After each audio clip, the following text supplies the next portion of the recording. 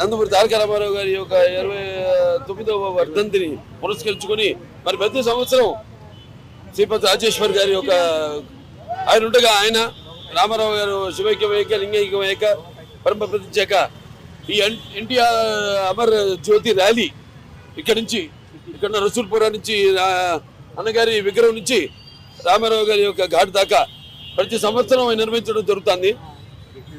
దానికి ఆ తర్వాత శ్రీపతి రాజేశ్వర్ గారి తర్వాత ఆయన కుటుంబ సభ్యులు కూడా దీన్ని కొనసాగిస్తూ ఈ యొక్క కార్యక్రమాన్ని తలపెట్టడం అందరూ ఎంతో హర్షించేదగ్గ విషయం.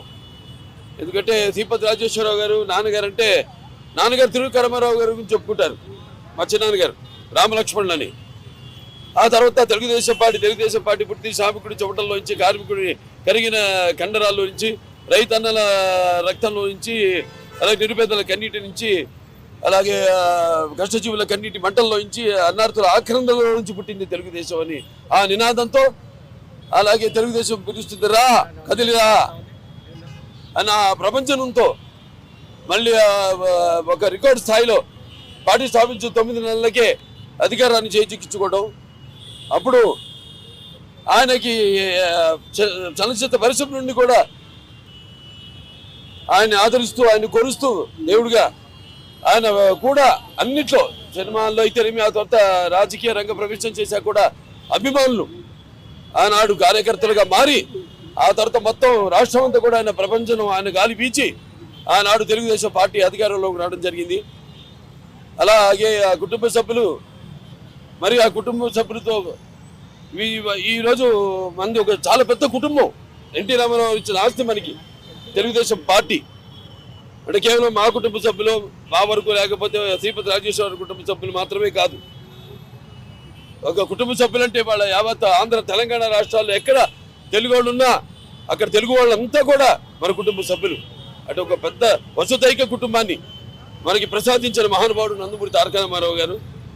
మరి ఆయన ఎన్టీఆర్ అంటే కేవలం నందమూరి తారక రామారావు గారు మాత్రమే కాదు, ఎన్నటి నటనాలయం, ఆయన ఇల్లు ఒక నటనాలయం, అందులో ఆయన ఒక నటరాజు నరసింహుడు.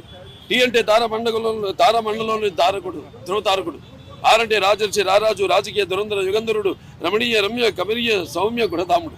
అందుకే అందరి గుండెల్లో నిండుగా మెండుగా ఉండి నేను ఎప్పుడు మీకు అండగా ఉంటానని చెప్పి తెలుగుదేశం అనే ఒక కుటుంబానికి మనకి ప్రసాదించి ఇచ్చిన మహానుభావుడు నందమూరి తారక రామారావు.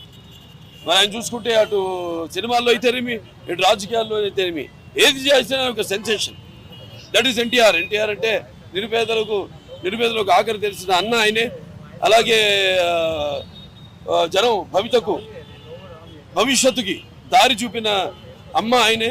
అలాగే ఆయన ఆదరించిన ఆడపడుచులకి ఆర్థిక స్వాతంత్రం ఇచ్చిన అన్న కూడా ఎన్టీఆర్. మరి అటువంటి ఎన్టీ రామారావు గారిని అంటే దేశంలోనే అటువంటి విప్లవం తీసుకొచ్చే స్వాతంత్రం తర్వాత మనం చూసుకుంటే అటువంటి విప్లవం తీసుకొచ్చిన నాయకుడు ఎవ్వరూ లేరు. ఇవాళ ఏ ప్రభుత్వం అయినా సరే ఆయన ప్రవేశపెట్టిన పథకాలు ఎంతో సాహసోపేతమైనవి, ఎంతో ఉపయోగకరమైనవి, అలాగే ఎంతో సానుకూలమైనవి ప్రజలకి. ఎన్టీ రామారావు రాజకీయాలు రాకముందు వచ్చిన తర్వాత మరి ఆయన ప్రవేశపెట్టిన పథకాలు వాటిని అమలు చేసి ఇప్పటికి కూడా అందరూ కూడా అవే పథకాలని పేర్లు మార్చి వాటిని ప్రవేశపెట్టి అమలు చేస్తున్నారు. That is NTR. మరి నటుడుగా ఇక చెప్పాల్సిన లేదు. రాజకీయ రంగంలో కూడా ఆయన గురించి ఇక చెప్పడం అంటే ఆ సూర్యుడిని వేలెత్తి చూపించడమే అవుతుంది. That is NTR. ఆయన ముందుగా ఒక నటుడిగా ఆయన వారసత్వాన్ని ముందుకు తీసుకెళ్ళడం, అలాగే ఒక హిందూపూర్ ఎమ్మెల్యేగా 3వసారి నేను గెలవడం అది నా అదృష్టంగా భావిస్తున్నాను.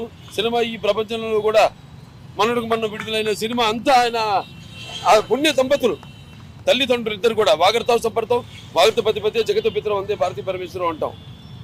నాకు అంటే మాతృపార్థన అంటే నా గాయత్ర పరమంతన మాతృ పరదేవత నానే పరత శ్రత నానుసాత్ పాతకం పరం పితృప్రార్థన యస్మత్ పార్థివ ప్రాదుర్భూతుని భక్తి గురుణ సంతుల మాంసి శాస్త్రం తస్మై సర్వజ్ఞ మూర్తే పిత్రే. అటువంటి పుణ్య దంపతులకి బిడ్డగా పుట్టడం నా పూర్వజన్మ సుకృతంగా భావిస్తున్నాను.